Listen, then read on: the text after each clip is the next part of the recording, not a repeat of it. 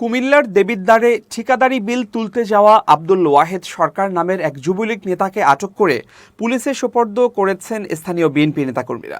রোববার বিকেলে দেবিদ্বার পৌর ভবনের সামনে থেকে তাকে আটক করা হয়। বৈষম্য বিরোধী ছাত্র আন্দোলনে হামলার অভিযোগে তাকে আটক করে পুলিশে দেয়া হয়। আটক আব্দুল ওয়াহেদ সরকার দেবিদ্বার পৌর যুবলীগের যুগ্ম সাধারণ সম্পাদক। তিনি দেবিদ্বার গ্রামের পুরাতন বাজার এলাকার বাসিন্দা। স্থানীয়রা জানান, গত বছরের 4 আগস্ট ছাত্র জনতার উপর সশস্ত্র হামলা চালায় আওয়ামী লীগ ও এর অঙ্গ সংগঠনের নেতাকর্মীরা। হামলায় উপজেলা স্বেচ্ছাসেবক দলের নেতা আব্দুর রাজ্জাক রোবেল নিহত হন। ওই হামলায় যুবলীগ নেতা ওয়াহেদ জড়িত ছিলেন। পেশায় ঠিকাদার যুবলীগ নেতা ওয়াহেদ রোববার বিকেলে দেবিদ্বার পৌরসভায় ঠিকাদারি কাজের বিল উত্তোলন করতে যান।